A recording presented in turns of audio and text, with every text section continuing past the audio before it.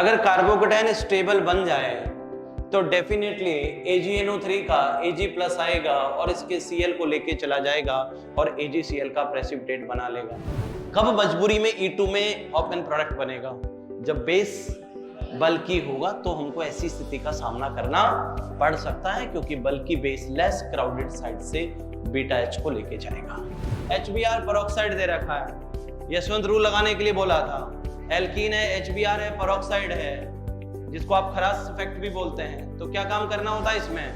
Resonance की वजह से पार्शियल डबल बॉन्ड का कैरेक्टर आ जाएगा, तो सेकंड टाइम जब आप E2 लगाने की कोशिश करोगे तो थोड़ा सा मुश्किल होगा। हेलो एल्कीन, हेलो एरीन, चलिएगा।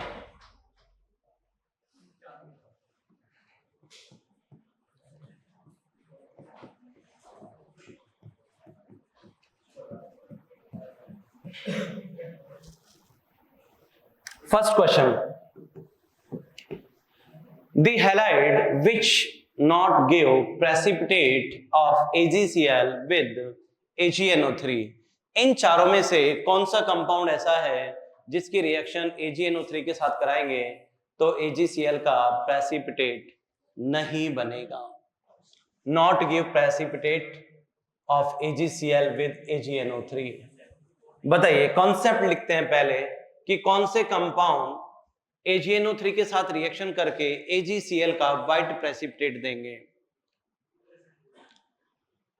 Reactivity of alkyl halide with AgNO3 directly proportional to stability of intermediate carbocation.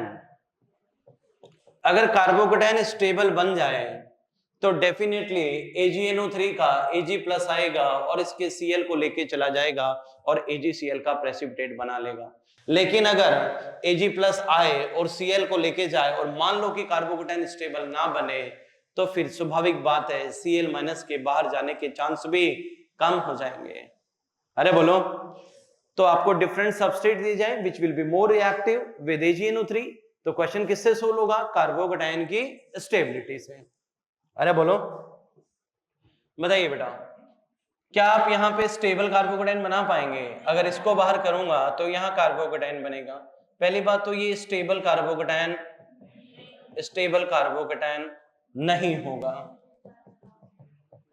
Benzene पे वैसे भी पॉजिटिव अलाउड नहीं है। एक ही केस में बनाते थे हम, BDC बेंजीन डाइएजोनियम क्लोराइड में N2+ बहुत अच्छा लिविंग ग्रुप होता था जो बाहर हो जाता था और बेंजीन पे पॉजिटिव बन जाता था। वो एक स्पेशल केस था। बाकी ऑर्डिनरी अप्रोच यही होती है कि बेंजीन पे पॉजिटिव चार्ज अलाउड नहीं।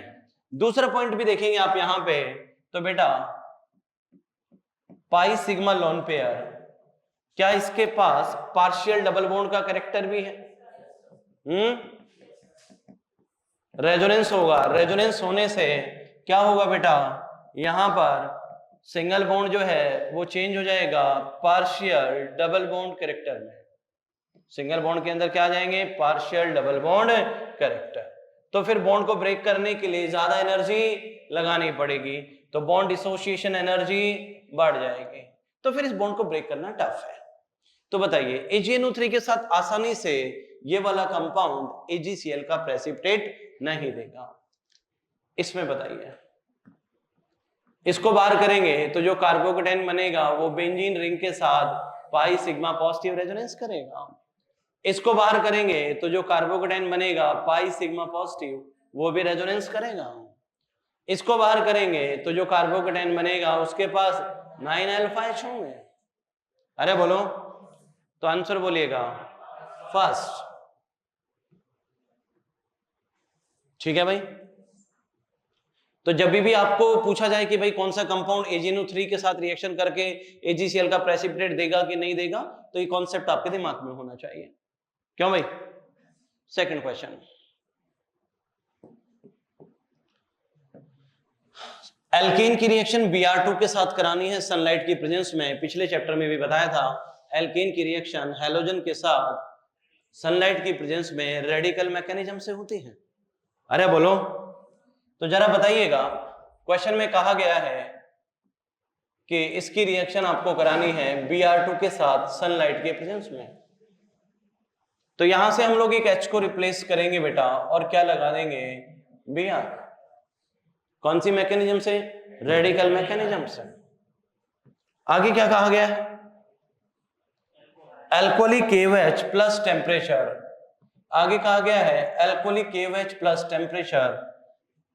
Alcoholic KOH plus temperature, temperature prefer elimination. और एल्कोहलिक KOH क्या है? Strong base. और स्ट्रॉन्ग बेस की प्रेजेंस में हम कौन सी रिएक्शन चाहेंगे? E2 रिएक्शन कराना चाहेंगे। अरे बोलो। In case of E1 and E2, we will try to form more stable alkene as a product. चाहे E1 हो चाहे E2 हो, हमारी कोशिश यही रहती है कि ज्यादा से ज्यादा स्टेबल एल्कीन बने। बनेगी कि नहीं मुझे नहीं पता, बट कोशिश यही रहती है। अरे बोलो। लिविंग ग्रुप के पास में अल्फा, नेक्स्ट बीटा, ये भी बीटा पोजीशन, इसको β1 मान लेता हूं और इसको β2 मान लेता हूं, ये दोनों तो सेम है। अरे बोलो। E2 रिएक्शन कितने स्टेप में होती है? सिंगल स्टेप में होती है। अरे बोलो।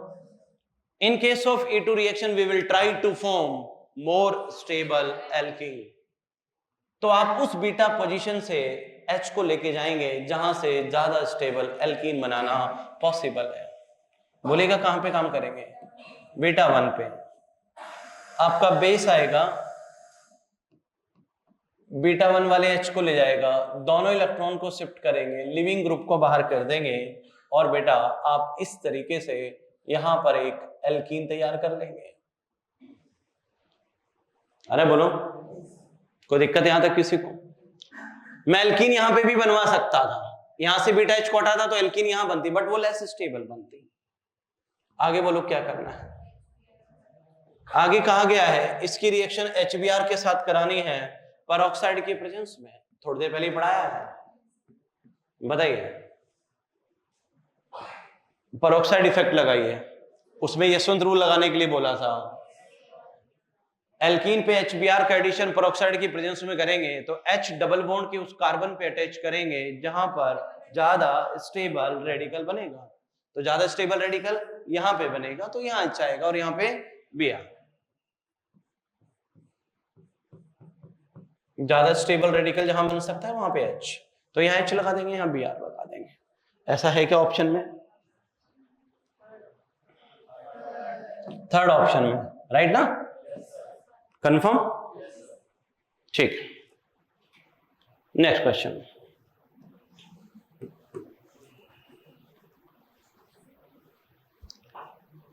एल्काइल हैलाइड कितनी रिएक्शन देते हैं? टोटल 5।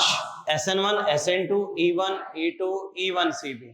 5 में से कोई एक लगानी होती है हमें। जब भी हमारा सबस्ट्रेट एल्काइल हैलाइड होता है तो हमारे मन में 5 विचार होते हैं, SN1, SN2, E1, E2, E1CB। Temperature दे रखा है तो हम एलिमिनेशन को प्रेफर करते हैं, हम कोशिश करते हैं कि E1 लगे, E2 लगे या E1CB लगे। अरे बोलो। और E1CB भी स्पेशली कब लगती है? जब पुअर लिविंग ग्रुप दे रखा हो, लाइक F-, OH-, NH2-। अरे बोलो।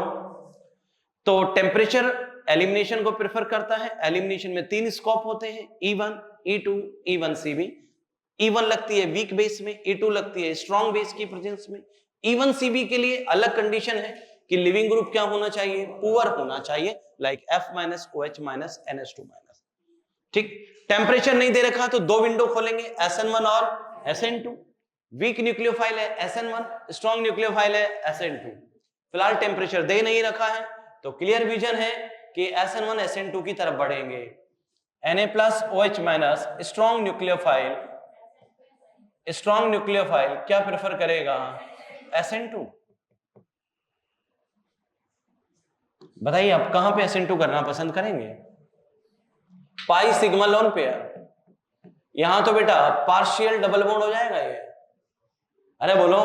तो इस बॉन्ड को ब्रेक करना तो टफ होगा, तो इस Cl को रिप्लेस करके OH लगा दीजिए। अरे बोलो। इन case of SN2 reaction, SN2 reaction में क्या होगा? इन case of SN2 reaction, nucleophile attack from the opposite side of the leaving group. Living group को हटाइए, OH लगा दीजिएगा। अरे बोलो। SN2 में सीधा क्वेश्चन सॉल्व हो जाता है, लिविंग ग्रुप को हटा के न्यूक्लियोफाइल प्लेस कर देते हैं। क्या आंसर आएगा बेटा? Second. Next question, how many of the following statement are correct for E1 and E2 reaction? कितने स्टेटमेंट ऐसे हैं जो E1 E2 के लिए करेक्ट हैं? पहला statement, both give rearrangement product, गलत। E1 रिएक्शन में इंटरमीडिएट कार्बोकेटाइन बनता है, E2 तो सिंगल स्टेप में होती है, E2 में तो ट्रांजिशन स्टेट बनती है। अरे बोलो, E2 रिएक्शन सिंगल स्टेप में होती है, वाया ट्रांजिशन स्टेट होती है। अरे बोलो, और E1 रिएक्शन 2 स्टेप में होती है। पहले स्टेप में कार्बोकेटाइन बनता है और दूसरे स्टेप में बेस आता है, H को लेके जाता है और एक एल्कीन बनवाता है। रिपीट कर रहा हूं, E1 रिएक्शन 2 स्टेप में होती है। E1 में पहले स्टेप में कार्बोकेटाइन बनता है, सेकंड स्टेप में बेस बीटा पोजीशन से H को लेके जाता है और एल्कीन बनवाता है, और कोशिश की जाती है कि वो एल्कीन बने जो ज्यादा स्टेबल हो। एक से ज्यादा बीटा पोजीशन है तो सेकंड स्टेप में उस पोजीशन से H को हटाया जाता है जहां से ज्यादा स्टेबल एल्कीन बने। यानी कि हमारी कोशिश रहती है कि हम सेट ज़ेप प्रोडक्ट बनाएं। सेट ज़ेप प्रोडक्ट का मतलब किसी रिएक्शन के अंदर अगर मोर स्टेबल एल्कीन बन रही है तो आप क्या बोलेंगे? सेट ज़ेप प्रोडक्ट बन रहा है। कोशिश यही रहती है। E2 रिएक्शन सिंगल स्टेप में होती है, E2 रिएक्शन में वाया ट्रांजिशन स्टेट होती है। E2 में भी हम यही कोशिश करते हैं कि ज्यादा से ज्यादा स्टेबल एल्कीन बने, यानी कि सेट ज़ेप प्रोडक्ट बने। कोशिश वहां पे भी यही रहती है। E2 रिएक्शन के अंदर कोई कार्बोकेटाइन नहीं बनता। E2 रिएक्शन में बेस किसको डायरेक्ट अप्रोच करता है बेटा? बीटा H को डायरेक्ट अप्रोच करता है। अगर एक से ज्यादा बीटा पोजीशन है तो हम उस बीटा पोजीशन पे काम करते थे जहां से ज्यादा स्टेबल एल्कीन बनाना पॉसिबल होगा। क्लियर? तो E1 में इंटरमीडिएट कार्बोकेटाइन बनता है, E2 में कार्बोकेटाइन ही नहीं बनता, तो E1 में रीअरेंजमेंट हो सकते हैं अगर लेस स्टेबल कार्बोकेटाइन बना दो, बट E2 में तो रीअरेंजमेंट का कोई ऑप्शन है ही नहीं, तो पहला स्टेटमेंट गलत। Second, in E1 reaction carbocation formed, in E2 reaction anti periplanar transition state is formed. सही है, E2 वाया ट्रांजिशन स्टेट है और E1 वाया कार्बोकेटाइन है। अभी हम इस एंटी पेरिप्लेनर की भी बात करेंगे थोड़ी देर बाद, थोड़ा पेशेंस रखें। अगला point, generally both follow Saytzeff product, दोनों में कोशिश रहेगी कि ज्यादा से ज्यादा stable alkene as a product बने। Next, both follow reactivity order H, 3 degree alkyl halide, 2 degree alkyl halide, 1 degree alkyl halide. सही है। देखो, अगर मैं इसके ऊपर E1 की बात करूं, एक एग्जांपल ये है, दूसरा ये है, तीसरा ये है। ये 3 डिग्री, ये 2 डिग्री, ये 1 डिग्री।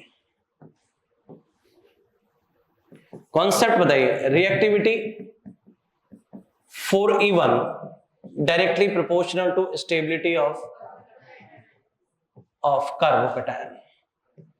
बताइए कौन ज्यादा स्टेबल कार्बोकेटाइन बनाएगा तीनों में से?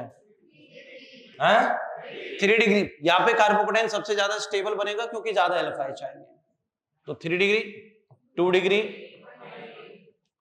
अगर मुझे डिफरेंट अल्काइल हैलाइड दिया जाए और पूछा जाए reactivity for E2 directly proportional to stability of newly formed alkene in transition state, कौन ज्यादा स्टेबल एल्कीन बना सकता है? बताइए। अगर इसमें एल्कीन बनाऊंगा तो 6 अल्फा H आएंगे, इसमें एल्कीन बनाऊंगा तो 3 अल्फा, इसमें एल्कीन बनाऊंगा तो 1 भी अल्फा H नहीं। अगर यहां एल्कीन बनाता हूं तो कोई भी अल्फा H नहीं मिलेगा, यहां एल्कीन बनाता हूं तो 3 अल्फा H मिलेंगे, यहां एल्कीन बना देता हूं तो 6 अल्फा H मिलेंगे। तो ज्यादा स्टेबल एल्कीन कौन बनाएगा? 3 डिग्री। अरे बोलो, फिर 2 डिग्री, फिर 1। तो ये तो सही कह रहा है वो जनरल अप्रोच के हिसाब से। अरे बोलो, तो E1 का ऑर्डर क्या है? 3 डिग्री, 2 डिग्री, 1 डिग्री। E2 का ऑर्डर भी क्या है? 3 डिग्री, 2 डिग्री, 1 डिग्री। 3 डिग्री में ज्यादा स्टेबल एल्कीन बनेगी भाई। अरे बोलो, तो बताइएगा क्या आंसर है? इसको करेक्ट मान लिया जाए। Next, E2 reaction follow anti elimination. हाँ, यहां पे भी लिखा है, देखो एंटी शब्द का इस्तेमाल। हमने आपको बताया था अगर आपको साइक्लिक कंपाउंड में E2 करानी है तो साइक्लिक कंपाउंड में E2 तभी होती है जब बीटा H और लिविंग ग्रुप एक दूसरे के एंटी पोजीशन पे होते हैं। साइक्लिक कंपाउंड में E2 तभी डील होती है जब लिविंग ग्रुप और बीटा H एक दूसरे के एंटी पोजीशन पे हो। सर मैं नहीं बोल रहा हूं, मैं रहूंगा, आपने देखो यहाँ पे साइक्लिक कंपाउंड में यहाँ पे E2 लगा रखी, यहाँ पे तो ये बीटा वाला H और लिविंग ग्रुप एंटी भी नहीं है, तो वहां पे वैज डैश मेंटेन ही नहीं कर रखा, उसने बताया ही नहीं कौन वैज पे और कौन डैश पे है, ऐसा कुछ लिखा हुआ है ही नहीं। तो फिर मैं क्या करूं? मेरी ओर से वो वेज पे भी हो सकते, मेरी ओर से वो डैश पे भी हो सकते, मुझे क्या पता? अरे बोलो, यहां पर स्पेसिफिकली मेंशन नहीं कर रखा, मुझे नहीं पता कि कौन वेज पे है कौन डैश पे है। मैं जो समझाना चाहता हूं उसके लिए मैं आपको एक क्वेश्चन और बताता हूं। ऐसा क्वेश्चन भी हमने दिया है इसके अंदर, शायद होना चाहिए, ये रहा। बताइए इसमें E2 रिएक्शन हो जाएगी कि नहीं हो जाएगी साइक्लिक कंपाउंड में? लिविंग ग्रुप के पास वाला carbon alpha, next beta 1, next beta 2, ये आपका लिविंग ग्रुप है। बताइए यहां पे एक H होगा, वो किस पे होगा? वैश। ये डैश पे है तो H किस पे होगा? वैश पे। ये डैश है तो H भी किस पे होगा? वैश पे। तो बताइए लिविंग ग्रुप और बीटा H सेम साइड में है, लिविंग ग्रुप और बीटा H सेम साइड, दोनों वैश पे हैं। यहां पे देखो तो लिविंग ग्रुप और बीटा वाला H सेम साइड है, तो आप इसके ऊपर E2 रिएक्शन अगर आप लगाना चाहते भी हैं तो आप इसके ऊपर E2 रिएक्शन अप्लाई नहीं कर पाएंगे। अरे बोलो क्यों नहीं होगी E2 रिएक्शन इसमें? क्योंकि इसमें बीटा H और लिविंग ग्रुप एक दूसरे के एंटी पोजीशन पे नहीं है। तो साइक्लिक कंपाउंड में अगर E2 करानी है तो लिविंग ग्रुप का और बीटा पोजीशन वाले H का एक दूसरे के एंटी पेरिप्लेनर होना या एंटी पोजीशन पे होना जरूरी है। साइक्लिक के लिए जरूरी है, असाइक्लिक में ऐसा कोई जरूरी नहीं है, क्योंकि असाइक्लिक होगा तो रोटेशन फ्री होगा, वहां तो ऐसे कोई चक्कर ही नहीं है। क्यों? मेनली साइक्लिक में देखा जाता है। बताइए तो क्या विचार है? E2 reaction follow anti elimination, सही कह रहा है कि बीटा H और लिविंग ग्रुप एंटी होने चाहिए। आगे बताओ, E2 reaction can make Hofmann product as a major product. More stable alkene बनती है तो क्या बोलेंगे? Saytzeff product. Less stable alkene as a product बनती है तो हॉफमैन प्रोडक्ट। तो वो कह रहा है E2 रिएक्शन कैन, इंग्लिश सही तरीके से पढ़े हैं, है ना, मस्ट नहीं लिख रहा है, कैन लिख रहा है वो। क्या E2 रिएक्शन में हॉफमैन प्रोडक्ट बन सकता है as a major product in certain condition? For example, when base is bulky, notes में एक point लिखवाया, if base is bulky then base abstract H plus from less crowded site। अगर base बल्की होता है तो फिर बेस कहां से H को हटाता है? Less crowded site. मैं आपको यह कहना चाहता हूं, जरा ध्यान से देख लेना। अगर मेरे पास ये पिक्चर है,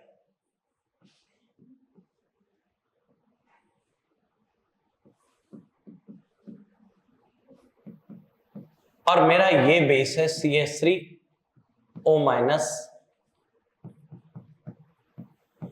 K+, और मैंने टेम्परेचर दे रखा है और मैं इस पे E2 रिएक्शन कराना चाहता हूं। ठीक है भाई, बताइए लिविंग ग्रुप के पास वाला alpha, next beta 1, next beta 2। In case of E2 reaction we will try to form more stable alkene. तो बेस आएगा, उस बीटा पोजीशन से H को लेके जाएगा जहां से ज्यादा स्टेबल एल्कीन बना सके। बेस आया, बीटा H को लेकर दोनों इलेक्ट्रॉन को शिफ्ट करेंगे, लिविंग ग्रुप को बाहर कर देंगे और आप बेटा यहां पर एक एल्कीन बना लेंगे। सेडजेप प्रोडक्ट बनाया है। अरे बोलो, मोर स्टेबल एल्कीन बनाई है मैंने। यही सबस्ट्रेट होता, सबस्ट्रेट यही है,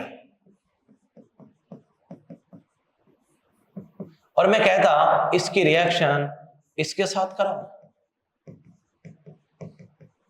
टेम्परेचर। कैसा बेस दिया है मैंने? बल्कि बेस दिया है।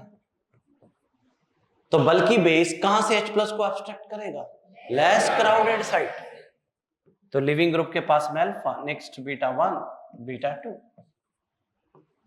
साइड में नोट डाल के लिखेंगे बल्कि base, abstract H plus from less crowded site,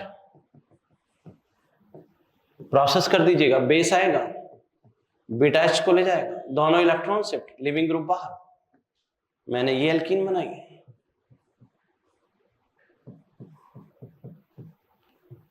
तो कैसा प्रोडक्ट बनाया मैंने? Hofmann product, less stable alkene बनाई, जबकि मेरे पास मोर स्टेबल एल्कीन की भी पॉसिबिलिटी थी, लेकिन मुझे लेस स्टेबल बनानी पड़ी किसी सर्टेन कंडीशन में, क्योंकि बेस बल्की था, वो लेस क्राउडेड साइट पे ही जा सकता था। क्यों?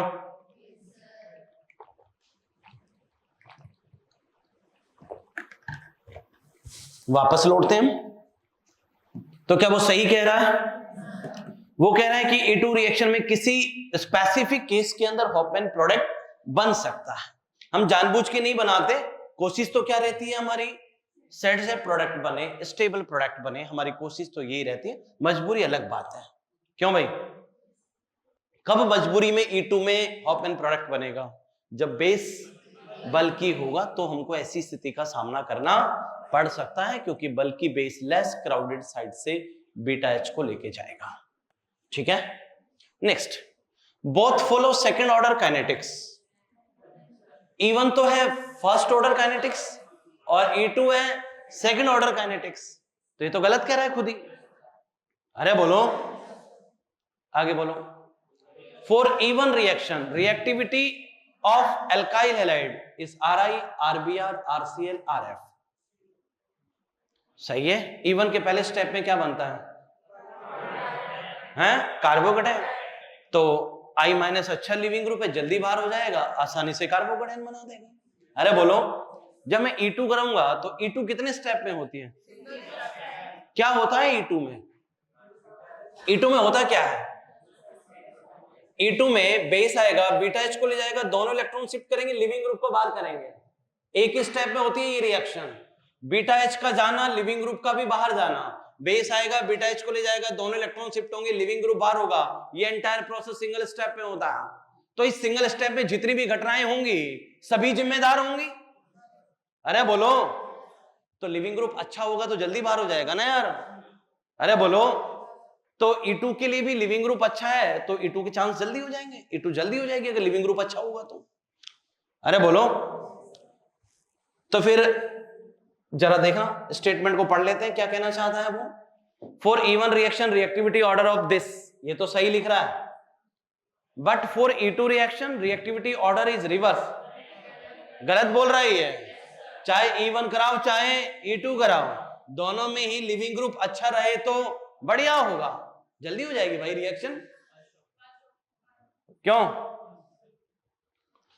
F होगा तो फिर तो हम E1C भी लगाएंगे ना, E2 लगाएंगे ही क्यों? अगर F ये कह रहा है कि E2 में ये ऑर्डर उल्टा हो जाएगा, RF सबसे आगे आ जाएगा, भाई F तो F माइनस कैसा लिविंग ग्रुप है? पुअर लिविंग, और पुअर लिविंग ग्रुप में तो क्या डील करते हैं हम? E1C भी, मामला ही गड़बड़ हो जाएगा। क्यों? तो आंसर कितना है? 5 बातें सही हैं क्या? 5 बातें सही हैं। चलो, अच्छा, हम जानबूझ के ऐसे क्वेश्चन बना के लाते हैं कि जिससे उससे ये फायदा हो कि बहुत सारी बातें हम कर पाए तुमसे, और वो 30 मिनट से ज्यादा हो जाए। नहीं तो 30 मिनट के क्वेश्चन भी तो हो सकते हैं, इसमें क्या बात है कि नहीं? ये तो टीचर पे डिपेंड करता है कि वो सिंगल ऑप्शन के क्वेश्चन बना ले, है कि नहीं? अब तुम हो इतने अच्छे बच्चे, मैं क्या करूं? आओ, बस ये कहने के लिए था। In how many of the following compound SN2 reaction take place at appreciable rate? किसमें SN2 आसानी से हो जाएगी? तो SN2 का फंडा पता होना चाहिए। क्या क्या फंडे SN2 के? रिएक्टिविटी 4, या अगली स्लाइड में लिख दूं क्या? नेक्स्ट स्लाइड में लिख देता हूं क्योंकि स्पेस कम है। तुम्हारे नो करने से क्या होगा? Reactivity 4 SN2 reaction directly proportional to, बोलो, directly proportional to leaving ability लिख सकते हैं। क्यों भाई? Reactivity for SN2 directly proportional to partial positive charge on carbon. Carbon पे जितना पॉजिटिव चार्ज होगा न्यूक्लियोफाइल उतना जल्दी अटैक कर पाएगा। Reactivity for SN2 inversely proportional to steric hindrance और क्राउडिंग। कहां तक की काउंट करते हैं? अप टू बीटा का। अरे बोलो, ये 3 कॉन्सेप्ट आपको अप्लाई करने होते हैं। बताइए, इसमें कोई क्राउडिंग नहीं है, आसानी से SN2 देगा।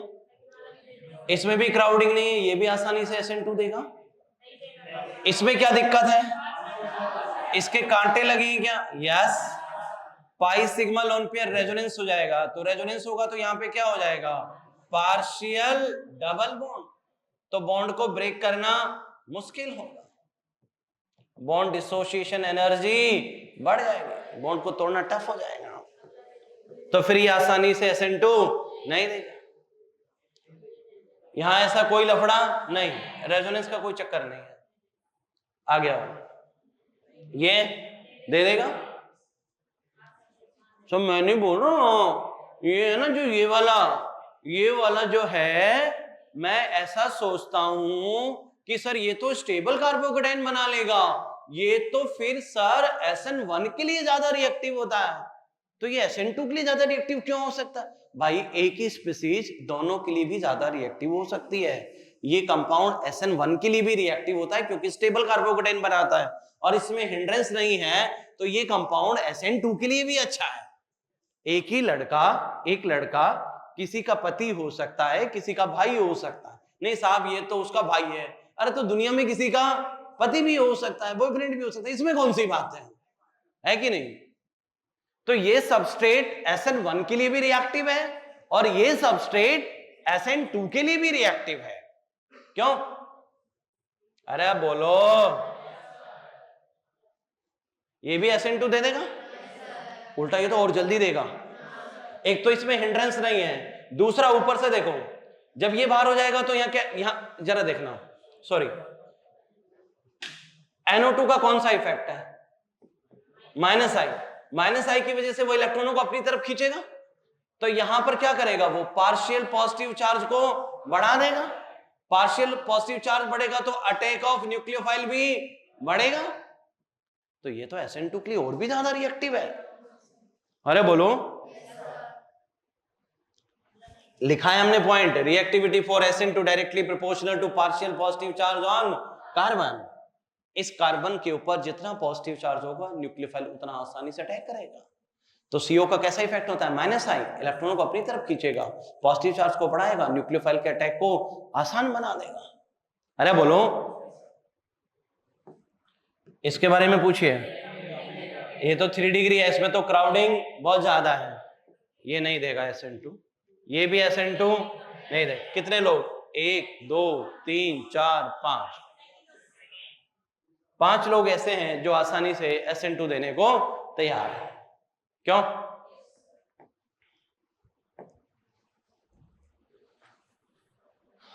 Which of the following statement is or are correct about SN1 mechanism? यही पूछा जा रहा है कि कौन SN1 ज्यादा देगा, कौन SN1 कम देगा। कैसे सॉल्व करेंगे आप? रिएक्टिविटी 4, बोलो ना, SN1 directly proportional to stability of carbocation. जो ज्यादा स्टेबल कार्बोकेटाइन बनाएगा उसके SN1 देने के चांस ज्यादा होंगे। SN1 कितने स्टेप में होते हैं? 2 स्टेप। पहले स्टेप में कार्बोकेटाइन बनता है और दूसरे स्टेप में न्यूक्लियोफाइल अटैक करता है। Reactivity for SN1 directly proportional to leaving ability. Leaving group जितनी जल्दी बाहर हो जाए उतना अच्छा होगा।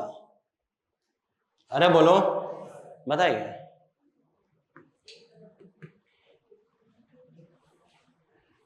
यहां इसको बाहर करूंगा तो ये कार्बोकेटाइन बनेगा बेटा, और ये carbocation stable buy back bonding. अब ये मत पूछ लेना बैक बॉन्डिंग क्या होती है, उसके लिए पहले वाले वीडियो देखो। क्यों भाई, सिंपल सी बात है। बैक बॉन्डिंग की कंडीशन है दो एडजेसेंट एटम होने चाहिए, एक के पास इलेक्ट्रॉन लेने की व्यवस्था, दूसरे के पास इलेक्ट्रॉन देने की व्यवस्था। ये इलेक्ट्रॉन ले सकता है, वो दे सकता है, तो ये अपने लोन पेयर देके उसको स्टेबल कर देता है, स्टेबल बाय बैक बॉन्डिंग। ये कार्बोकेटाइन यहां, इसमें कार्बोकेटाइन ये बनेगा।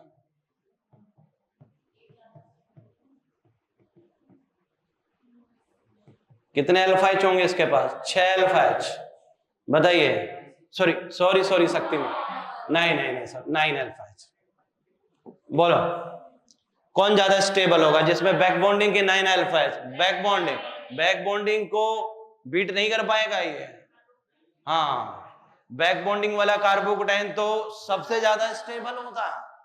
कार्बोकेटाइन की जब स्टेबिलिटी देखते हैं तो सबसे पहला पैरामीटर बैक बॉन्डिंग, दूसरा एरोमेटिक, तीसरा डांसिंग रेजोनेंस, चौथा मेसोमेरिक, पांचवा रेजोनेंस, छठा हाइपर कॉन्जुगेशन, सातवां इंडक्टिव। सीक्वेंस सही, आंसर सही, सीक्वेंस गलत, आंसर गलत, बात खत्म। क्यों भाई? तो बताइए SN1 के लिए कौन ज्यादा रिएक्टिव होगा, फर्स्ट की सेकंड?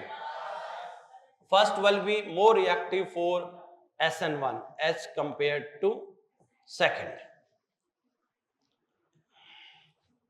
चलो, इसमें पूछा गया है कि इन दोनों में से रेट ऑफ सोल्वोलाइसिस बताना है। SN1 का ही नाम सोल्वोलाइसिस है, सोल्वोलाइसिस की बात कर रहा है, इसका मतलब SN1 की ही बात कर रहा है, क्योंकि SN1 में जो न्यूक्लियोफाइल होता है और जो सोल्वेंट होता है वो एक ही स्पीसीज होती है। जब एक ही स्पीसीज न्यूक्लियोफाइल और सोल्वेंट दोनों का रोल प्ले करती है तो उस रिएक्शन को हम सोल्वोलाइसिस बोलते हैं। और ये काम अगर H2O कर रहा है तो हाइड्रोलाइसिस बोल देते हैं। तो सोल्वोलाइसिस लिखे, SN1 लिखे, एक ही बात है वो, ठीक है। SN1 में एक ही स्पीसीज न्यूक्लियोफाइल और सोल्वेंट दोनों का रोल प्ले करती है, इसलिए हम जनरली एक टर्म यूज ले लेते हैं सोल्वोलाइसिस। तो जब वो सोल्वोलाइसिस की बात कर रहा है, इसका मतलब वो मुझसे SN1 की बात कर रहा है। बताइए कौन SN1 ज्यादा देगा? इसका कार्बोकेटाइन बनाओ, इसका कार्बोकेटाइन ये बनेगा जो कि एरोमेटिक होगा, और इसका कार्बोकेटाइन ये बनेगा एंटी एरोमेटिक होगा। Anti aromatic compounds are least stable. तो बताइए SN1 के लिए कौन ज्यादा रिएक्टिव होगा? First will be more reactive for SN1 as compare to second. इसमें आ जाइए, अगर मैं इसमें करवाता हूं तो यहां कार्बोकेटाइन बनेगा, और ये ब्रिज हेड का कार्बन है। किसके कार्बन है ये दोनों? Bridge head. एक पॉइंट लिखवा रखा है आपको बेटा GOC के अंदर, हाँ तो है ना बीच में एक, ये ब्रिज हेड है। क्या है ये? Bridge head. और ब्रिज हेड पे अगर आप कार्बोकेटाइन बनाएंगे तो हाइब्रिडाइजेशन क्या हो जाएगा? sp2। और sp2 होगा तो डिमांडेड एंगल कितना होगा? डिमांडेड एंगल कितना होगा? 120। और ये पॉसिबल नहीं है, तो मॉलिक्यूल किस में आ जाएगा? एंगल स्ट्रेन, मॉलिक्यूल तनाव में आ जाएगा। अगर मैं SN1 कराऊंगा तो इंटरमीडिएट क्या बनाना पड़ेगा मुझे? SN1 कराऊंगा तो इंटरमीडिएट क्या बनाना पड़ेगा? कार्बोकेटाइन। और अगर मैं यहाँ पे कार्बोकेटाइन बनाता हूं तो ये कार्बोकेटाइन ब्रिज हेड पे होगा, और ब्रिज हेड पे कार्बोकेटाइन हमें अलाउड नहीं है, क्योंकि वहां कार्बोकेटाइन का हाइब्रिडाइजेशन sp2 होगा, डिमांडेड एंगल 120 डिग्री होगा, और ब्रिज हेड के ऊपर फ्लेक्सिबिलिटी नहीं होती स्ट्रक्चर के अंदर कि 120 डिग्री का एंगल मैनेज हो सके, तो मॉलिक्यूल एंगल स्ट्रेन में आ जाएगा। तो फिर ये कहेगा भाई मैं तो SN1 देने को तैयार नहीं हूं। तो बताइए कौन ज्यादा आएगा? Second will be more reactive for SN1 as compare to first. सेकंड में ऐसी कोई सिचुएशन नहीं। इसमें आइए, इसमें SN1 करा, सोल्वोलाइसिस पूछा है, तो सोल्वोलाइसिस किसका एग्जांपल है? SN1 का ही है। इसमें कराओ, बताइए किसका कार्बोकेटाइन ज्यादा स्टेबल है? क्या खास बात है सेकंड वाले में? सेकंड वाला जो कार्बोकेटाइन है वो एरोमेटिक है और ये वाला नॉन एरोमेटिक है, क्योंकि ये एटम sp3 है। एक भी एटम रिंग का sp3 हो जाता है तो सीधा लिख देते हैं हम नॉन एरोमेटिक। अरे बोलो, एक भी एटम sp3 हाइब्रिडाइज होता है तो डायरेक्ट लिख देते हैं नॉन एरोमेटिक। और ये कंपाउंड कैसा है? एरोमेटिक। ये हकल रूल को फॉलो करता है। 2 to 4 और 2 6 पाई इलेक्ट्रॉन्स रेजोनेंस में इन्वॉल्व है, डिलोकलाइजेशन में इन्वॉल्व है। हकल रूल फॉलो करता है वो। अरे बोलो, तो एरोमेटिक। तो which will be more reactive for SN1? अरे बोलो, सेकंड। अब क्वेश्चन सेटिंग देख लो क्या पूछे हैं उसने, आंसर बता रहा।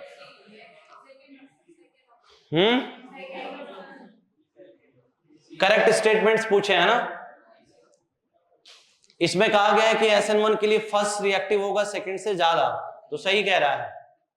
इसमें कहा है उसने कि second is more reactive than first, सही कहा है। इन दोनों में सही कहा है। क्यों? बाकी इन दोनों में जो नीचे डेटा दिया गया है वो उसने गलत आंसर लिखा हुआ है। कर लेंगे क्या? अब देखिएगा, एक ही क्वेश्चन में हमने बहुत सारी चीजें समझाई हैं SN1 के अंदर। यहां अगला question, which of the following reaction so incorrect major product. तो पहले तो पेपर में यही देखना होता है कि करेक्ट पूछा है कि इनकरेक्ट, जिसको आप सिली मिस्टेक का नाम देते हो, है ना। करते खुद हो और फिर कहते हो कि सिली मिस्टेक है। सिली मिस्टेक वो होती है जो गलती से हो जाती है, जो हमें पता ना हो। मेरे सामने लिखा है करेक्ट और इनकरेक्ट, है ना, और मैं करेक्ट पढ़ के जा रहा हूं और फिर कह रहा हूं कि सिली मिस्टेक है। कैसी सिली मिस्टेक है भाई? तेरे आंखों से दिखता नहीं है कि आई और एन भी लगा था उसके आगे, कि वो इनकरेक्ट है। तो पेपर में पहले केयरफुली पढ़े कि इनकरेक्ट पूछा है कि करेक्ट पूछा है। तो आप देखिएगा, डिफरेंट, यहां एल्कोहल दे रखा है, एल्कोहल दे रखा है, एल्कोहल दे रखा है, एल्काइल हैलाइड दे रखा है। ठीक है, चलो क्वेश्चन को बाद में सोल्व करेंगे, पहले कॉन्सेप्ट पे बात करते हैं। कॉन्सेप्ट क्या कहता है पढ़ा रखें, यहां पे लिख देता हूं नेक्स्ट स्लाइड में। बताइए, जो कॉन्सेप्ट पढ़ा रखा है उसी से सॉल्व होगा, डोंट वरी। अल्कोहल की रिएक्शन PCl3 के साथ कराओ, कौन सी रिएक्शन होती है? SN2 रिएक्शन का एग्जांपल है, PCl3 PbR3 के साथ। अरे बोलो, अल्कोहल की रिएक्शन PCl5 लो, सॉरी 5 ने लिखा क्या मैंने, PCl5 लो टेम्परेचर SNI, सही बोल रहे हो ना? गलत तो तुम जिम्मेदार हो, नोट्स में से बोल रहे हो हैं। PCl5 moderate temperature,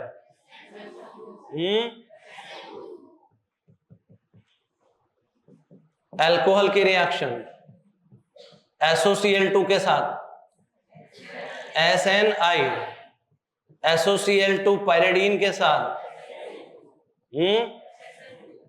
SN। हम SN1 और SN2 और SNI के अंदर हम किसी के भी पप्पा से नहीं डरते हैं, डायरेक्ट लिविंग ग्रुप को हटाते हैं और उसकी जगह क्या लगा देते हैं? न्यूक्लियोफाइल। अगर आपका SN2 करने का या SNI करने का प्लान हो गया है तो लिविंग ग्रुप को हटाइएगा, डायरेक्ट न्यूक्लियोफाइल लगा दीजिए। लेकिन एक बात ध्यान रहे, अगर सबस्ट्रेट में कायरल कार्बन है और आप SN2 कर रहे हैं तो आप इन्वर्जन प्रोडक्ट बनाएंगे। सबस्ट्रेट में कायरल कार्बन है और आप SNI रिएक्शन अप्लाई कर रहे हैं तो आप रिटेंशन प्रोडक्ट बनाएंगे। SNI में क्या होता है? रिटेंशन। और SN2 में क्या करना होता है? इन्वर्जन।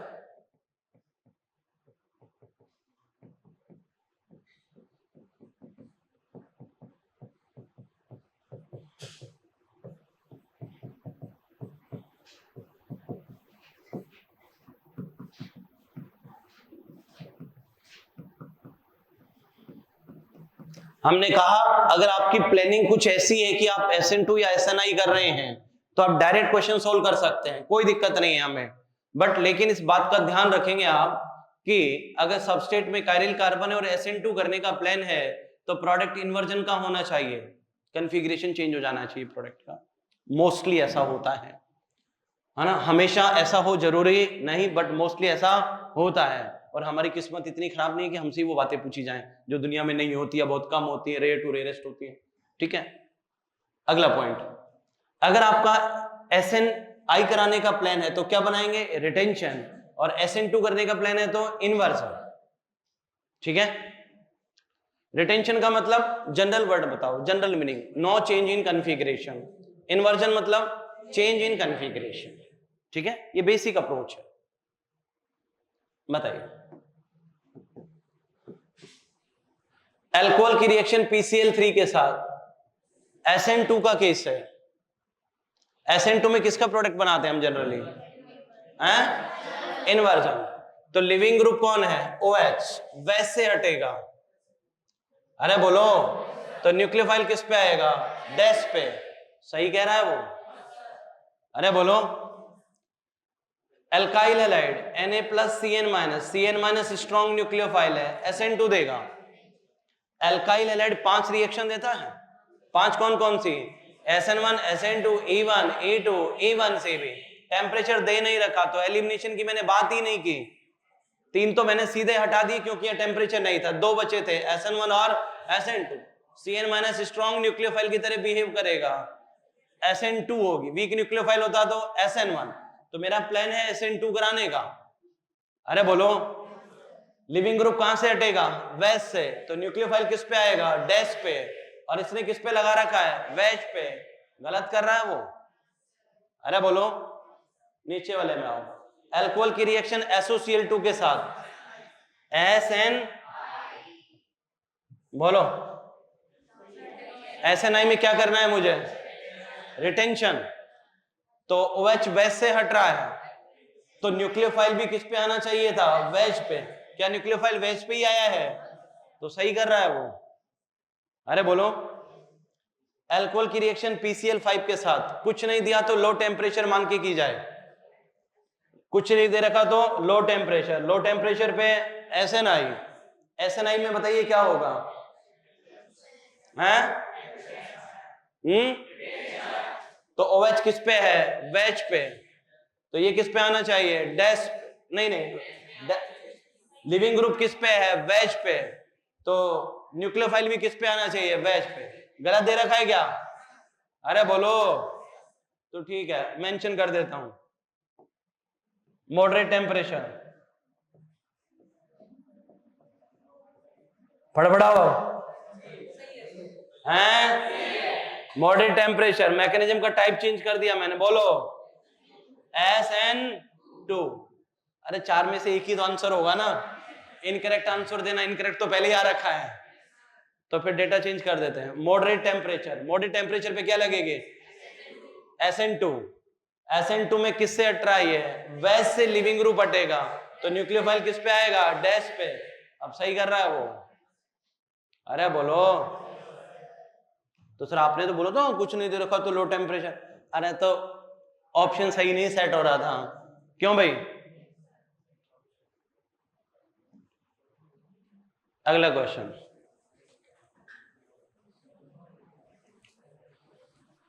एल्केन की रिएक्शन KMnO4 के साथ करानी है। थोड़ी देर पहले ही बताया था, अगर आपके पास 3 डिग्री हाइड्रोजन प्रेजेंट है और आप एल्केन हैं, तो KMnO4 उसको किस में चेंज कर देगा, ऑक्सीडाइज करके अल्कोहल में। थोड़ी देर पहले ही बात हुई थी। अरे बोलो, ठीक है।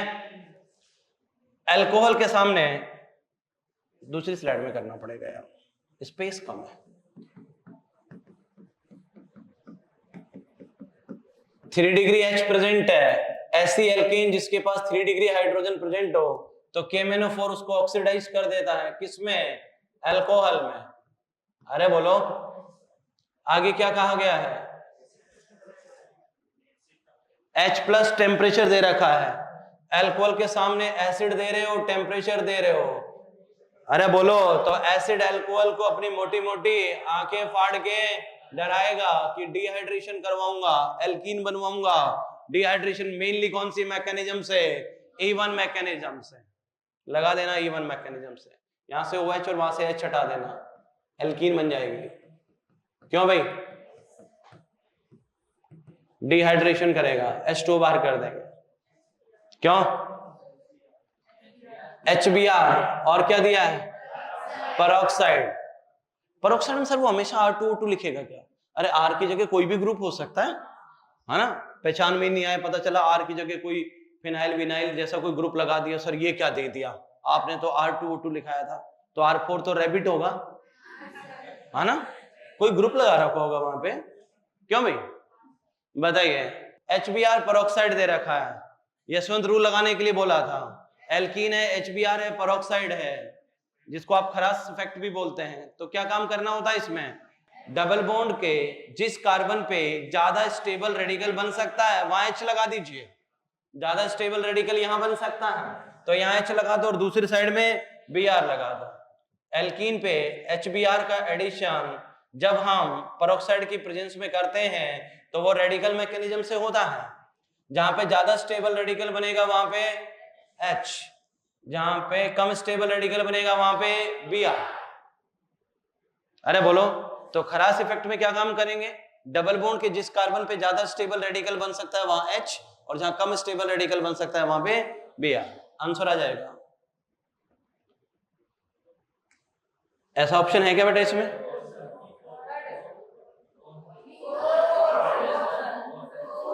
फोर्थ ही है क्या, मैच कर लिया तुम लोगों ने पक्का। तो कॉन्सेप्ट क्या था, 3 degree hydrogen containing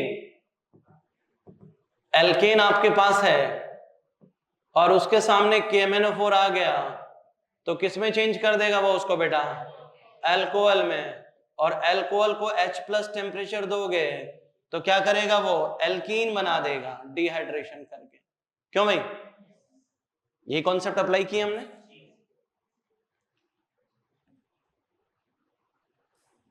next question, how many mole of RMGX, Grignard reagent की बात कर रहा है, how many mole of RMGX can be consumed by 1 mole of following compound when it react with excess of RMGX। इस compound की reaction RMGX के साथ कराई जाए, इस कंपाउंड की रिएक्शन किससे कराई जाए, RMGX के साथ, ठीक है, तो कितने RMGX खर्च होंगे, तो इसके लिए मुझे RMGX का बिहेवियर पता होना चाहिए कि RMGX काम कैसे करता है। अरे बोलो, RMGX के बारे में आप क्या जानते हो, RMGX के अंदर बेटा यहां पे कोई मिथाइल ग्रुप होगा या मतलब कोई एल्काइल ग्रुप होगा, मिथाइल इथाइल वटेवर, मान लेते हैं R = C2H5, मानने में क्या जा रहा है, अरे बोलो, अज्यूम कर लेते हैं CH3CH2 Mg, X की जगह मान लो मैंने Br मान लिया, ठीक है, मुझे बताइए क्या ये गिरनार्ड रिएजेंट एक ऑर्गेनोमेटेलिक कंपाउंड है जिसमें कार्बन और मेटल के बीच में बॉन्ड है, मैंने सुना भी मल्टीपल टाइम्स नोट्स में देखा भी कि ऑर्गेनोमेटेलिक कंपाउंड में कार्बन और मेटल का जो बॉन्ड होता है बहुत ही सेंसिटिव किस्म का बॉन्ड होता है, बड़ा ही चंचल बालक है, ये बॉन्ड कभी भी ब्रेक हो सकता है, ये रिश्ता चाकू की नोक पे है, कब कब टूटता है ये रिश्ता, अगर इसके सामने ऐसी स्पीसीज आ जाए जिसके पास एसिडिक H हो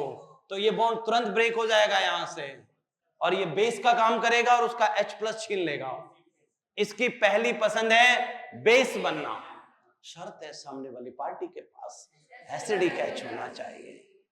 अरे बोलो, अगर मान लीजिए सामने वाली पार्टी में एसिडिक H नहीं है और वहां किसी कार्बन पे पॉजिटिव चार्ज है तो ये भाई साहब कहेगा कि मैं तुम्हारे पास आऊंगा ऐसे न्यूक्लियोफाइल आकर के अटैक करूंगा। सर मान लीजिए इन दोनों में से कोई सी भी पॉसिबिलिटी नहीं है तो फिर ऐसी क्या मजबूरी है, जिस रिश्ते में रह रहा है वहां चुपचाप रहे, जहां है जैसा है ठीक है, नहीं टूटेगा।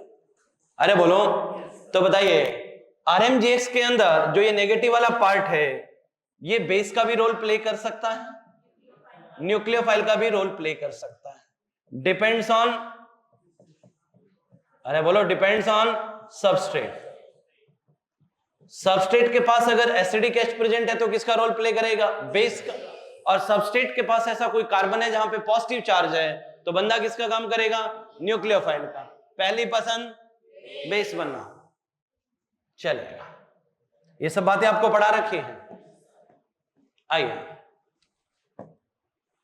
एसिडिक H प्रेजेंट है, अरे बोलो, तो बोला यहां पर हम आएगा RMGX का R माइनस आएगा, इसके H प्लस को ले जाएगा, बेस का काम करेगा। टर्मिनल एल्काइन का हाइड्रोजन भी एसिडिक होता है, RMGX का R माइनस आएगा, किसको लेके जाएगा? H प्लस को। अरे बोलो, दो जगह एसिडिक H है, तो बोला कि 2 बार तो RMGX यहां पे इस्तेमाल होगा। एज ए बेस आएगा, H प्लस को ले जाएगा, एज ए बेस आएगा, H प्लस को ले जाएगा, 2 एसिडिक H है। क्लियर हुई बात? 2 बार RMGX रिएक्शन कर चुका है। अब क्या बचा मेरे पास? एल्डिहाइड, और इधर क्या है? COOR, Easter. अब ध्यान से देखिएगा, मैं एल्डिहाइड की रिएक्शन कराने जा रहा हूं ईस्टर के साथ। अगर किसी भी कार्बोनिल कंपाउंड की रिएक्शन, एल्डिहाइड या कीटोन की रिएक्शन RMGX के साथ कराते हैं तो बेटा एक बार ही होगी। कैसे? R पे नेगेटिव, Mg पे पॉजिटिव, EN डिफरेंस से बॉन्ड ब्रेक हो जाएगा, नेगेटिव पॉजिटिव, पॉजिटिव पे R minus as a nucleophile attack करेगा। Aldehyde ketone mainly NAR reaction देते हैं, न्यूक्लियोफिलिक एडिशन। तो पाई को ब्रेक करेंगे, नेगेटिव पॉजिटिव, पॉजिटिव पे ही एज ए न्यूक्लियोफाइल चला जाएगा। अब नेगेटिव से किसको अटैच कर देंगे?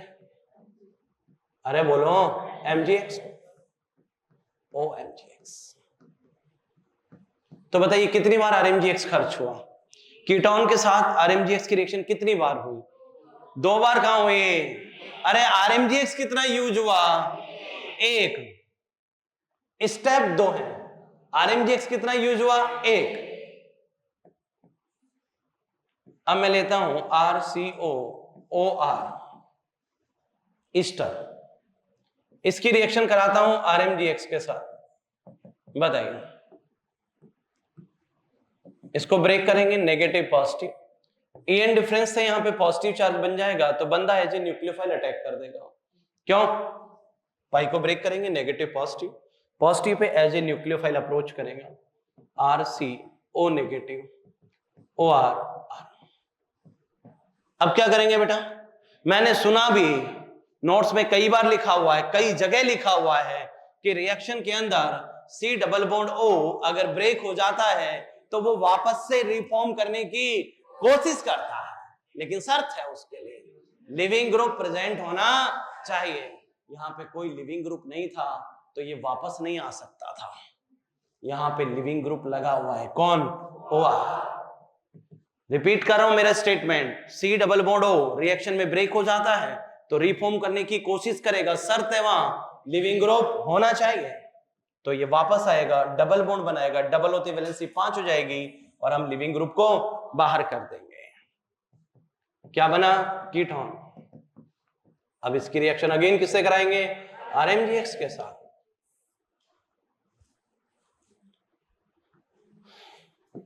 वापस वही कार्यक्रम, प्लस में एज ए न्यूक्लियोफाइल अटैक कर देगा R-।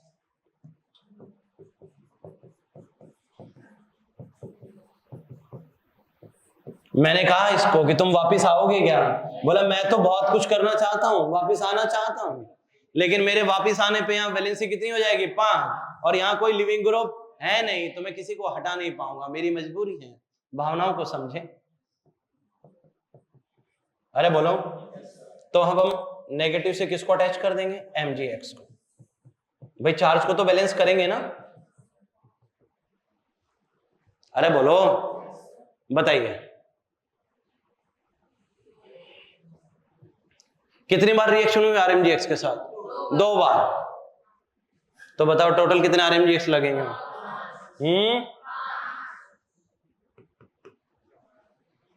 1 2, एक बार यहां होगी 3, 2 बार यहां होगी 5। कार्बोक्सिलिक एसिड होता तो कितनी बार होती? कार्बोक्सिलिक एसिड होता तो कितनी बार करते हैं? उठा के फेंक दूंगा विंडो से बाहर। इसके पास एसिडिक H है, एसिडिक H है, तो RMGX का R माइनस आएगा, तो इस H को ले जाएगा। कितनी बार होगी? 1 बार। बोला था ना, जब किसी के पास एसिडिक H होगा तो बेस का काम करेगा। कार्बोक्सिलिक एसिड नाम ही एसिड है, तो उसके H को ले जाएगा, बात खत्म हो जाएगी। अरे बोलो, जिसके पास एसिडिक H है उस ग्रुप के साथ RMGX एक बार ही रिएक्शन करेगा। सर मान लो उसमें एसिडिक एच 2 हुए तो वो अलग बात है, 2 बार करेगा वो। एसिडिक एच है तो एक बार, एक एसिडिक एच एक बार, 2 एसिडिक एच है तो 2 बार, बात खत्म हुई। H प्लस चला जाएगा जब ऑक्सीजन पे क्या आ जाएगा, फिर कैसे तोड़ोगे?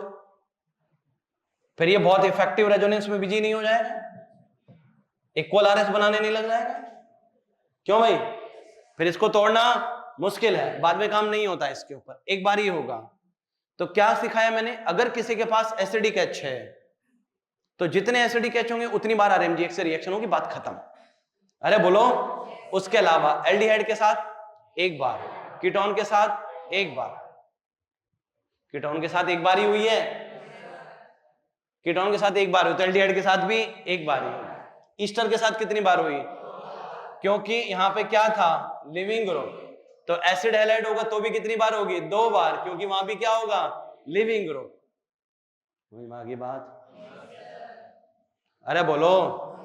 एनहाइड्राइड होता तो भी 2 बार, लिविंग ग्रुप है तो 2 बार। एक बार तो लिविंग ग्रुप को हटाने की वजह से भी तो होती है ना रिएक्शन, एक बार तो लिविंग ग्रुप भी बाहर चला जाता है, फिर कीटोन बनता है, फिर वापस आरएमजीएक्स से होती है। अरे बोलो। तो एल्डिहाइड कीटोन के साथ कितनी बार रिएक्शन करता है आरएमजीएक्स? एक बार।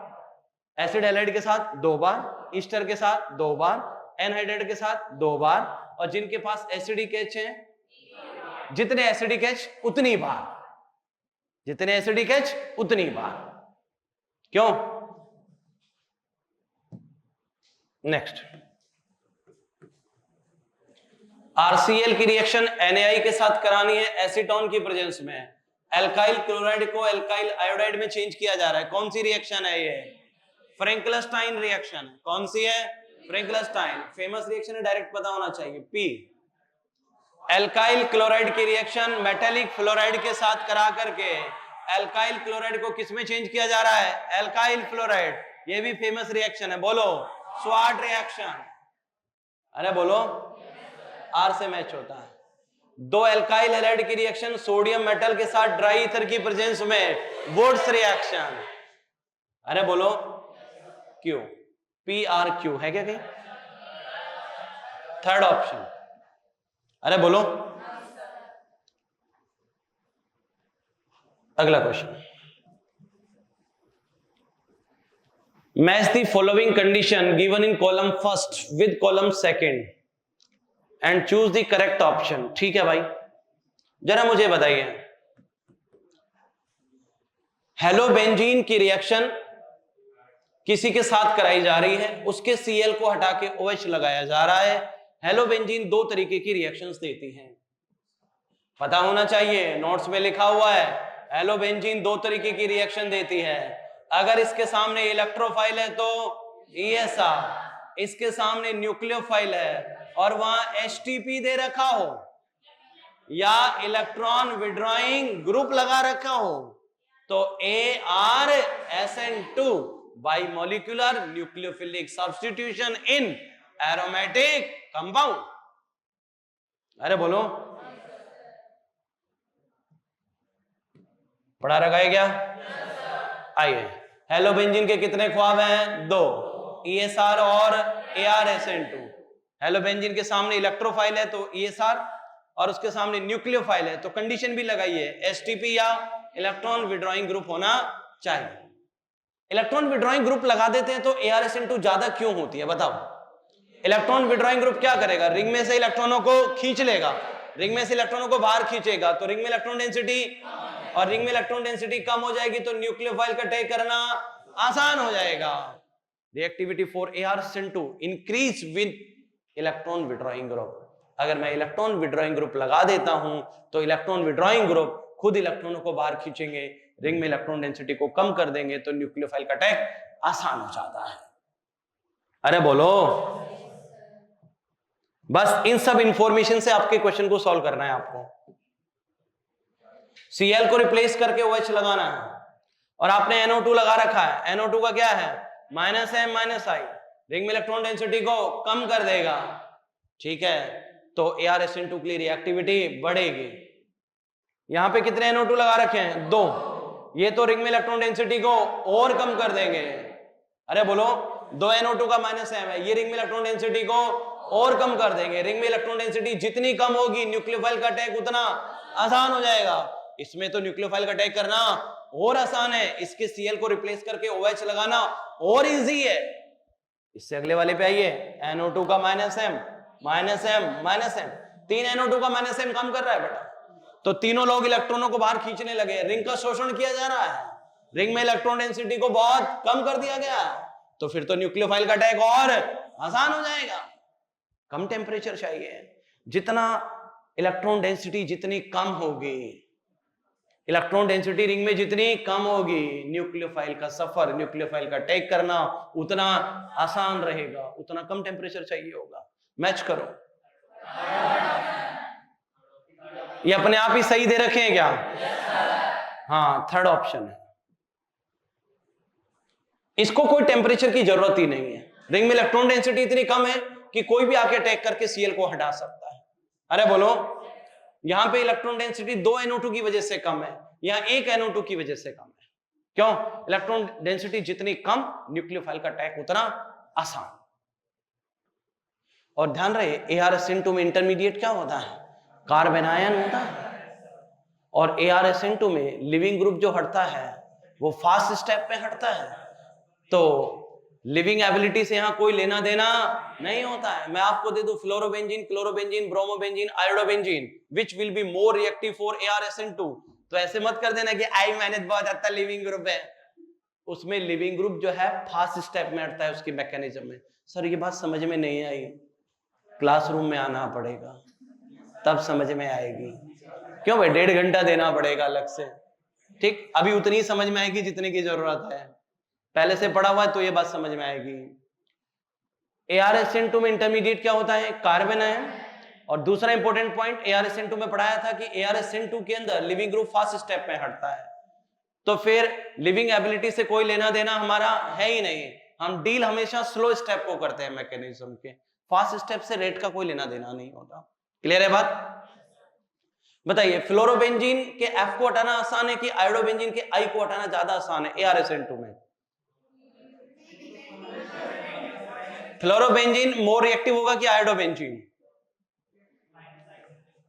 कार्बेनाइन की स्टेबिलिटी देखनी पड़ेगी, कार्बेनाइन की स्टेबिलिटी -I से डिफाइन होगी, फ्लोरीन ज्यादा -I लगाएगा, वो ज्यादा स्टेबल कार्बेनाइन बनाएगा एज इंटरमीडिएट, तो fluorobenzene will be more reactive for ArSN2। अरे बोलो, फ्लोरीन का -I आयोडीन से ज्यादा होता है, तो फ्लोरीन ज्यादा स्टेबल इंटरमीडिएट कार्बेनाइन बनवा पाएगा। Reactivity for ArSN2 directly proportional to stability of intermediate carbon ion. और लिविंग ग्रुप कौन से स्टेप में हटता है? फास्ट स्टेप में, तो लिविंग एबिलिटी से कोई ताल्लुकात नहीं होता।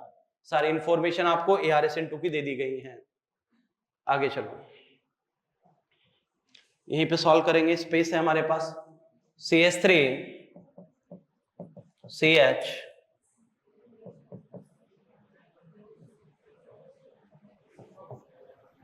Cl Cl, थोड़ा ऐसा। बताइए, अल्कोहलिक KOH दे रखा है, टेम्परेचर दे रखा है, टेम्परेचर नहीं भी दिया तो काम चलेगा। देखो मुझे क्लियर सिग्नल है कि B बेंजीन है, B क्या है? बेंजीन। और A भी मुझे पता है अल्काइन है, एल्काइन के 3 मॉलिक्यूल को रेड हॉट आयरन ट्यूब से पास करते हैं तो वो बेंजीन में कन्वर्ट हो जाते हैं। Acetylene CH triple bond CH, उसके 3 मॉलिक्यूल को रेड हॉट आयरन ट्यूब से पास करते थे तो बेंजीन में कन्वर्ट हो जाता है, तो A एसिटिलीन है, मेरा इरादा बिल्कुल क्लियर है। अरे बोलो, E2 रिएक्शन, लिविंग ग्रुप के पास में अल्फा नेक्स्ट बीटा, बेस आएगा, बीटा H को ले जाएगा, दोनों इलेक्ट्रॉन शिफ्ट करेंगे, लिविंग ग्रुप को बाहर कर देंगे, CH2 double bond CH Cl। Second step में क्या होगा बेटा? यहां पर पार्शियल डबल बॉन्ड का कैरेक्टर आ जाएगा, डबल बिटवीन कार्बन क्लोरीन। अरे बोलो, रेजोनेंस की वजह से पार्शियल डबल बॉन्ड का कैरेक्टर आ जाएगा, तो सेकंड टाइम जब आप E2 लगाने की कोशिश करोगे तो थोड़ा सा मुश्किल होगा। तो देखो उसने समझदारी दिखाई है, वहां पे क्या लिखा है बेटा, उसने NaNH2 और भी ज्यादा स्ट्रॉन्ग बेस लिया है, मोर स्ट्रॉन्गर बेस। यहां पे सिर्फ स्ट्रॉन्ग बेस लिख रहा हूं, पहले से ज्यादा ताकतवर बेस लिया है मैंने। क्यों? क्योंकि यहां पे मुझे पता है पाई सिग्मा लोन पेयर की वजह से पार्शियल डबल बॉन्ड का कैरेक्टर आएगा, हेलोजन को हटाना, लिविंग ग्रुप को हटाना मेरे लिए मुश्किल होगा। तो सेकंड टाइम बेस मैंने पहले से ज्यादा ताकतवर ले लिया है। NH2 minus is more stronger than alcoholic KOH। तो बताइए सेकंड टाइम E2 लगाइए, बेस आएगा, बीटा H को ले जाएगा, इलेक्ट्रॉन शिफ्ट, लिविंग ग्रुप बाहर। सर ये ऊपर क्या हो रहा है, नीचे क्या हो रहा है, वीडियो सुनना पड़ेगा। ऊपर रेजोनेंस बताया जा रहा है, नीचे E2 लगाई जा रही है। अरे बोलो, बेस आएगा, बीटा H को ले जाएगा, दोनों इलेक्ट्रॉन शिफ्ट, लिविंग ग्रुप बाहर। बोलो क्या बना बेटा, CH ट्रिपल बॉन्ड CH। क्यों? तो A क्या आ गया मेरे पास, CH ट्रिपल बॉन्ड CH।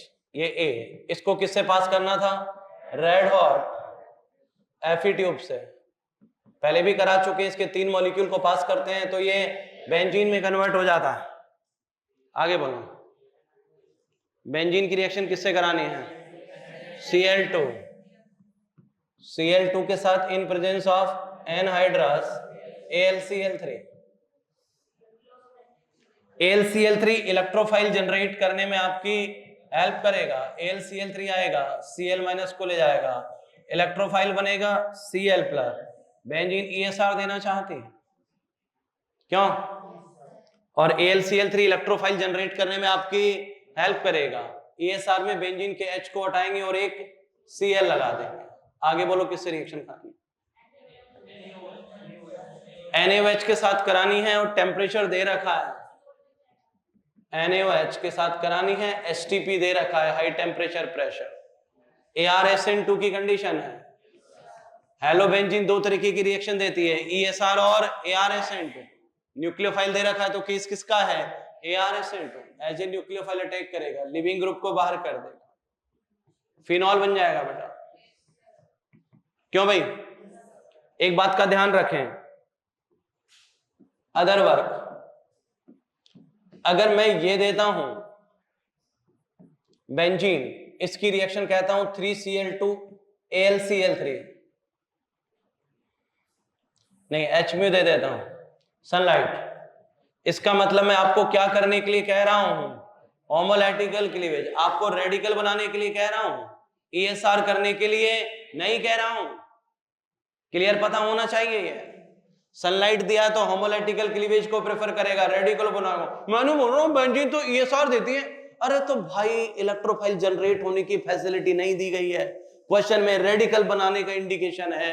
अरे बोलो भाई, सनलाइट दे रखा है, होमोलैटिकल क्लीवेज होगा, रेडिकल बनेंगे, हर चीज की जिद की जाती है क्या कोई?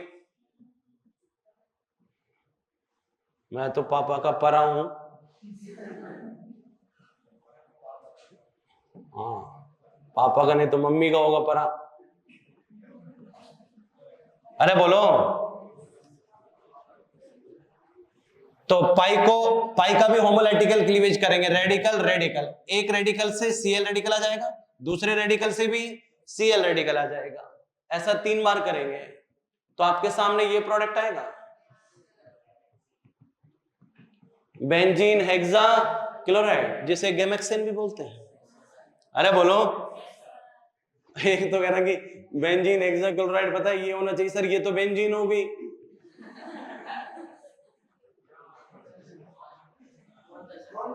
है ना, इसमें बेंजीन तो है ही नहीं। अरे भाई उससे डेराइव हुआ है वो नेम, उससे वो नेम डेराइव हुआ है ना। अगर मैं बेंजीन देता हूं और बेटा यहां Cl2 देता हूं और मैं आपको AlCl3 देता हूं, अब मैं आपसे क्या कह रहा हूं कि AlCl3 इलेक्ट्रोफाइल जनरेट करेगा Cl+। अब आपसे क्या कहा जा रहा है, ESR कराइएगा। अरे बोलो, H हटाइएगा बेंजीन से और क्या लगा दीजिएगा, Cl लगा दीजिए। क्यों? और अगर मैं आपसे ये कहता हूं कि मैंने आपको बेंजीन दी है, बाहर CH3 लगा रखा है, Cl2 दे रखा है, सनलाइट, बोलो तो बेंजीन पे यहां काम इसके पाई तो रेड, देखो सनलाइट दे रखा है तो होमोलैटिकल क्लीवेज होगा, रेडिकल बनेगा। अब बेंजीन को खराब करूं कि बाहर खराब करूं? बाहर काम करना चाहिए मुझे, क्योंकि बाहर रेडिकल स्टेबल बनेगा। अरे बोलो, अरे यहां पे ज्यादा स्टेबल रेडिकल बनेगा, मुझे यही काम करना चाहिए। अब बोलो क्या करेंगे? एक H को हटाएंगे वहां से और एक Cl लगा देंगे। क्यों भाई? अगर Cl2 एक्सेस अमाउंट में होगा तो again H replace by Cl। Clear है क्या बात? तो ये 3 केस हैं, आपके माइंड में होने चाहिए। ये सिचुएशन है तो ये स्टेप उठेगा, ये सिचुएशन है तो ये स्टेप उठेगा, और ये सिचुएशन है तो ये स्टेप उठेगा। क्लियर है ना भाई सभी को? कोई डाउट किसी को?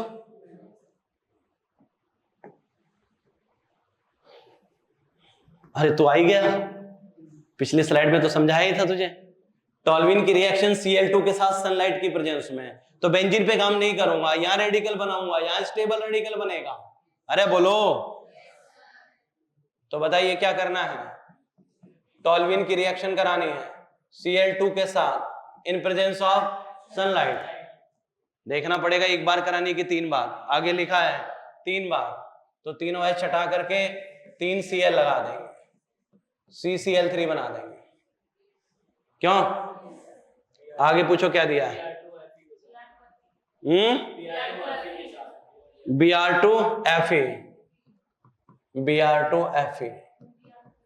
तो Fe जो है यहां पर Br2 के साथ एक इलेक्ट्रोफाइल जनरेट करेगा Br+। कोई भी लुईस एसिड दिया जा सकता है, AlCl3, FeCl3, कभी कभी ओनली Fe लिख देता है, कभी ZnCl2, व्हाटएवर, इलेक्ट्रोफाइल जनरेट कर देंगे लोग मिलके। बताइए CCl3 क्या होता है? -H। -H वाले क्या होते हैं? Meta directive. -H के 2 ही एग्जांपल लिखाए थे हमने, CCl3 और CF3, है ना, मेनली इन 2 में देखा जाता है। तो कमिंग इलेक्ट्रोफाइल कहां पे आएगा? Meta position. क्यों? आगे बोलो क्या करना है? जैसा क्वेश्चन में कहता जाए वैसा कर दो। H2O के साथ रिएक्शन करानी है, बोलो। अब हेलोबेंजीन पे काम करूं कि ऊपर की तरफ? एल्काइल हैलाइड है और यहां पे है एराइल हैलाइड, तो हेलोबेंजीन तो 2 देती है, ESR और ArSN2, तो इलेक्ट्रोफाइल तो है नहीं, तो इस पे ESR की तो कोई बातचीत नहीं होगी। ArSN2 की क्या कंडीशन है? HTP देना चाहिए या इलेक्ट्रॉन विड्रॉइंग ग्रुप होना चाहिए? क्यों भाई? एक ऑप्शन ये भी है, इसके तीनों Cl हटा के 3 OH लगा दिए जाए। अरे बोलो, ऑप्शन देखते हैं।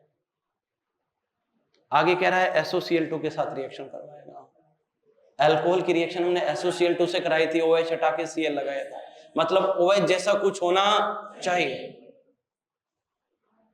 तो फिर ऐसा करते हैं, तीनों Cl हटा करके 3 OH लगा लेते हैं, as per demand of question. 3 Cl हटाएंगे, 3 OH लगा देंगे। 3 बार न्यूक्लियोफिलिक सब्स्टिट्यूशन। कौन सा nucleophilic substitution? Normal nucleophilic substitution की बात कर रहे हैं हम, एरोमेटिक वाले पे नहीं, ArSN2 की बात नहीं कर रहे हैं। अरे ये तो है एराइल हैलाइड और वो है एल्काइल हैलाइड, इसके 5 ख्वाब हैं, इसके 2। इसके 5 कौन से होते हैं? SN1, SN2, E1, E2, E1C, 5 में से एक लगेगी। इसके 2 होते हैं, ESR और ArSN2। अब ये दोनों एक ही मॉलिक्यूल में आ गए तो टोटल कितने हो गए? 7। 7 में से एक चूज करना पड़ता है। अरे बोलो, डिटेल में जानकारी के लिए क्लास में आए। क्यों भाई? 3 बार रिएक्शन कराएंगे, तीनों Cl हटा के 3 OH लगा देंगे, सेम कार्बन पे 3 OH group unstable, water molecule eliminate करेंगे। सेम कार्बन पे 3 OH स्टेबल नहीं हो सकते, कार्बोक्सिलिक एसिड बनेगा। इसकी रिएक्शन किससे करानी है? SOCl2, OH replace by Cl। देखो ऑप्शन में है क्या ये?